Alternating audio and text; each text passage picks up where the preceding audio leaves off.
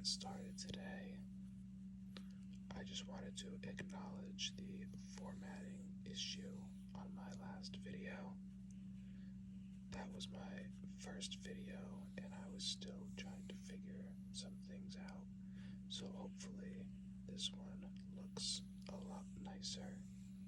And I added this black background to try and reduce the glare on the pages of the booklet.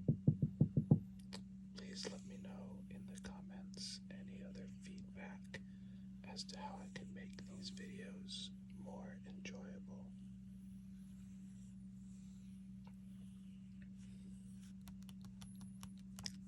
Zion National Park is one of the most popular national parks to visit in the United States due to its amazing views and hiking trails.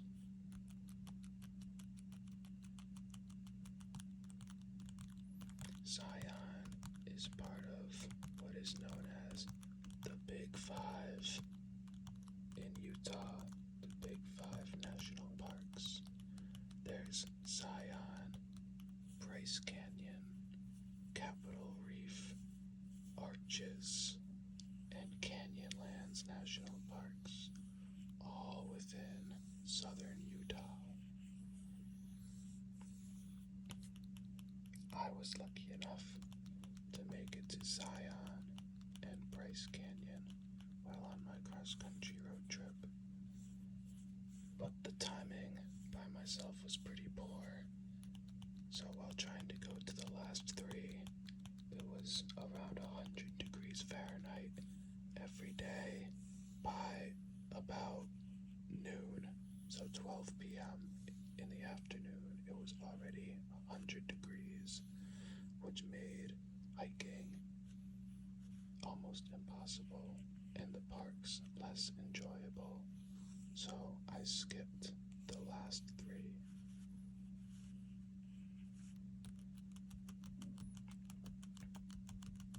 But based on my experience, I can see what the hype of Zion is all about. So let's go ahead and look through this booklet.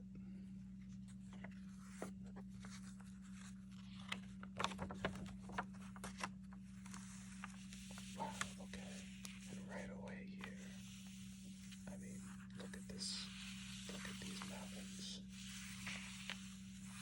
You can see why this is one of the most popular destinations for national parks already. And we have this quote here: "All this is the music of waters" by John Wesley Powell in 1895. And this is the Towers of the Virgin and the West Temple. I mean, just crazy views. The nice greenery mixed in with the different colored rock formations makes for a stunning sight.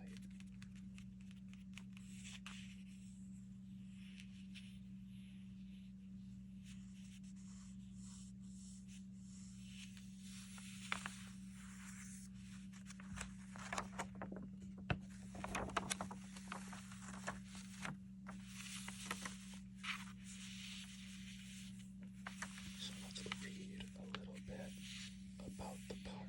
It seems to tell us about how these different formations were formed throughout the years. Wrought by water, immutable yet ever-changing, the cliffs of Zion stand resolute, a glowing presence in late day, a wild calm. Melodies of water soothe desert-parched ears, streams twinkle over stone, wren's song cascades from red rock cliffs, cottonwood leaves jitter on the breeze. But when lightning flashes, waterfalls erupt from dry cliffs, and floods flash down waterless canyons, exploding log jams, hurling boulders, croaking wild joyousness, and dancing stone.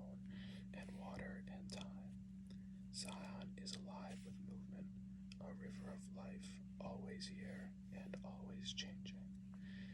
Now, something interesting that I just read in here about the lightning flashes. Waterfalls erupt from dry cliffs, and floods flash down waterless canyons. One of the more popular hikes in Zion is called the Narrows, which is where you hike in between a couple of canyons down a river. Now, due to its location in Utah, Zion is prone to some unexpected weather, which can lead to unexpected heavy rainfall. Now, the river in the Narrows is not very deep, which is why people hike through it on a daily basis.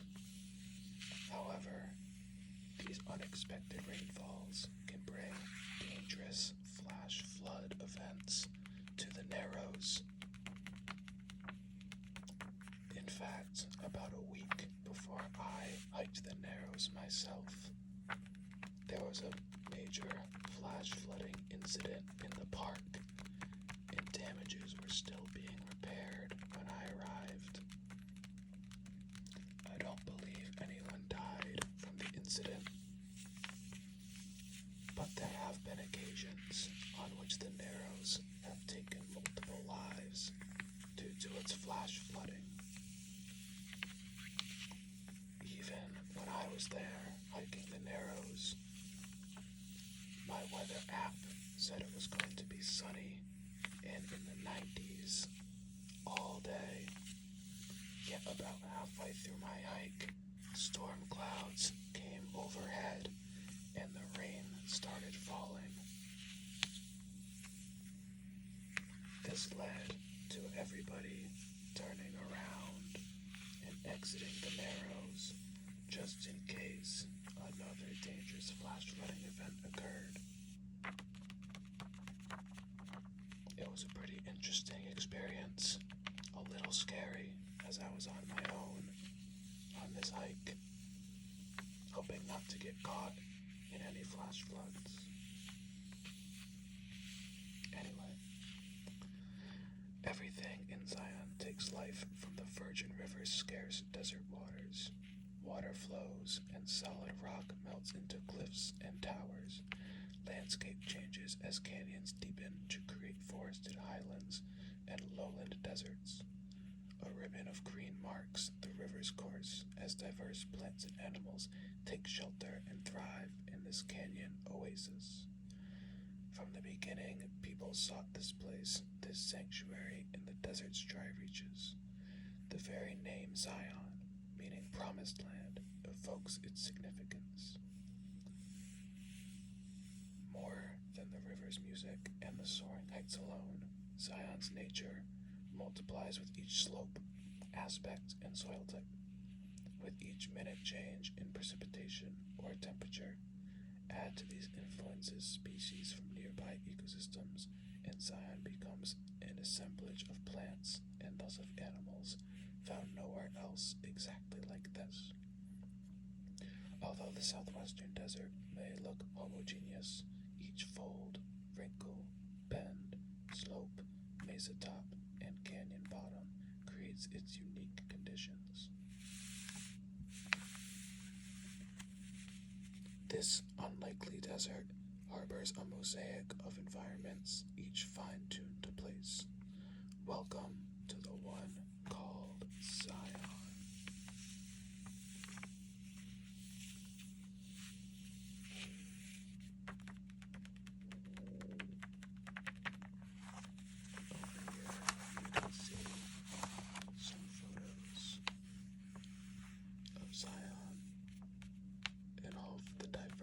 You see a lush green waterfall here, and then a barren, rocky canyon right next to it, just showing the diverse landscapes this park has to offer.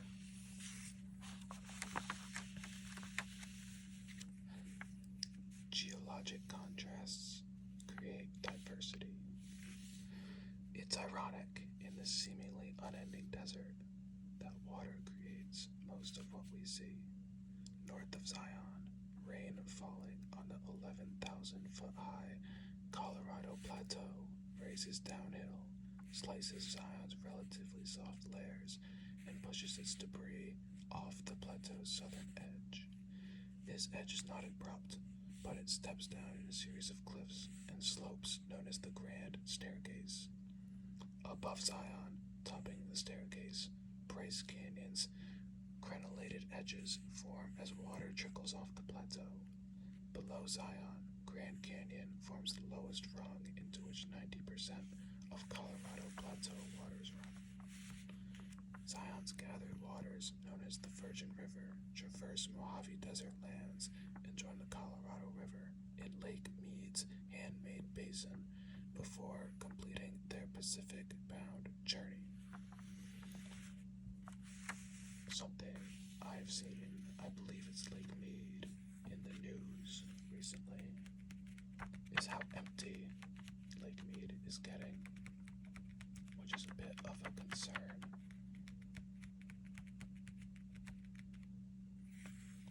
Things like the Colorado River over by the Grand Canyon, and maybe even this Virgin River in Zion, could run dry and ruin the fragile ecosystems that lay within them.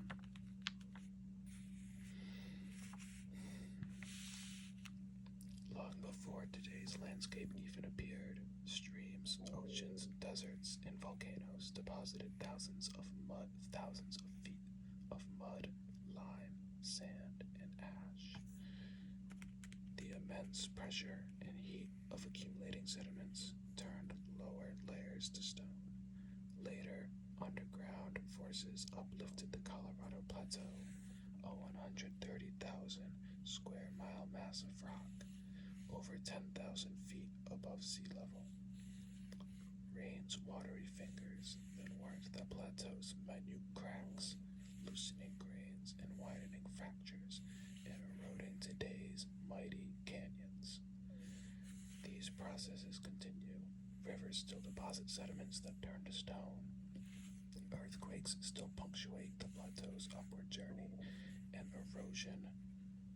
erosion-prized rock falls from Zion's seemingly immutable cliffs. Eventually, this beautiful canyon will melt away, and others will form. All it takes is time. It is pretty unbelievable how stuff like this has formed over millions of years. Being from the East Coast of the United States, myself, you never see anything like this. So going out west and looking at these rock formations that have formed over millions of years is quite the treat.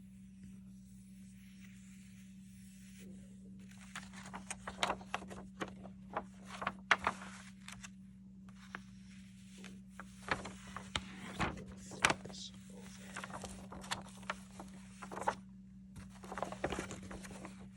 And up here,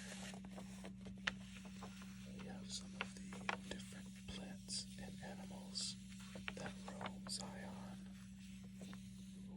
We have the Seagull lily.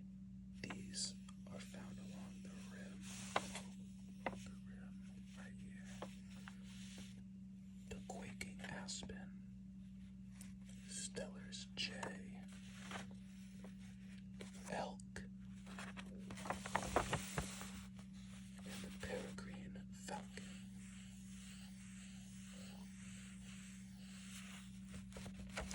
Down within the canyon, we have a pallid bat, and this one in particular is holding a scorpion. Prince's plume,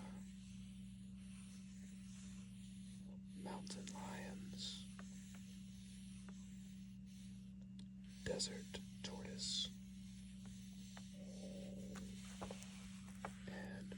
tarantulas. And in the rivers, we find Colorado columbine, maidenair ferns, canyon tree frogs, Fremont cottonwood,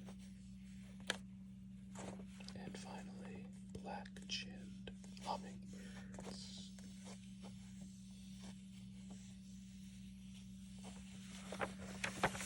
This section, be prepared, plan well, live long. Here we go, right here, what I was talking about earlier. A human body is no match for floodwaters that rampage through narrow canyons, pushing a raft of boulders and logs. That's what this picture is here. Know the weather and flash flood potential before your trip. If bad weather threatens, do not enter narrow canyons. So as I was saying before, there was no prediction of inclement weather that day. But on a whim, in about 10 to 20 minutes, it went from blue sunny skies to downpouring rain. And as we departed, they closed the trails for obvious reasons. Plan your trip. Choose trails that are within your ability. Falls cause most injuries and deaths at Zion. There is one infamous trail known as Angel's Landing in Zion that gives you the most beautiful views, but has claimed several lives throughout the years. It's so popular that you need to get on a shuttle to get to the trailhead before sunrise so that you don't have to wait in a super long line in the scorching heat, in the summer at least. Carry and drink 1 gallon of water per person per day. Wear a hat, sunglasses, and sunscreen. Avoid or get off high places when lightning threatens. Know the weather before you go. Distant storms can cause flash floods. When in doubt, stay out. Cell phones don't work in most areas and don't make you invincible. Your safety is your responsibility. Something interesting about Zion too is that, unlike other parks, you don't drive to different destinations. Most of it is through a shuttle service to get to most trailheads. Or, of course, walking, and I believe you can rent bikes for the day to get around quicker.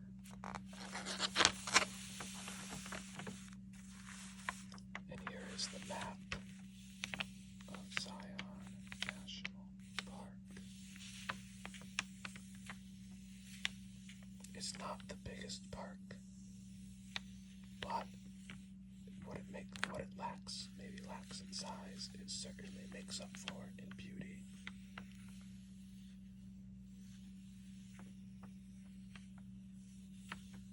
You can see here this green line all the way up is the Shuttle Route. It's this one road here that contains most of the main attractions in Zion. Right here is Angel's Landing, one of the stops. And this, the Temple of Sinowava, I believe, is where the Narrows is, all the way at the end of the shuttle list.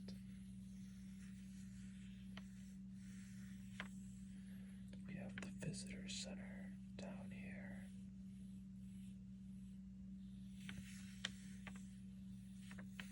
Even driving through these areas, through the tunnels, to get to the visitor center and the shuttle station it's just unbelievable driving through this park. Getting out through the tunnel and coming out through the tunnel and seeing stuff like the picture on the front of this booklet. Stuff you only dream of. In the Zion Valley, there's a very nice, easy lookout to get to that overlooks the Zion Valley. I'm not exactly sure where this point is. I'm trying to look for it now. It might be, I'm not sure if it's the Watchman or if the Watchman is a different hike. Anyway, it doesn't take much to get great views in this park. And if you haven't been, I highly recommend making the trip if you can. And if you have gone, please let me know what your favorite parts of this park were. It's definitely in my top 3 parks that I visited, even though I was only there for a couple of days.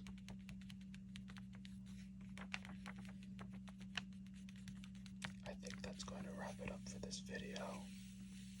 I hope you all enjoyed. As I said in the beginning, I hope the quality was a bit better than last time, and I appreciate any and all feedback.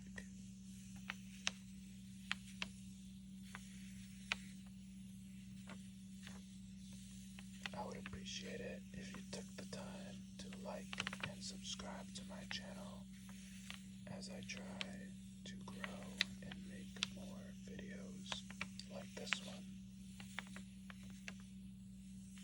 Thank you, everybody, and I'll see you next time.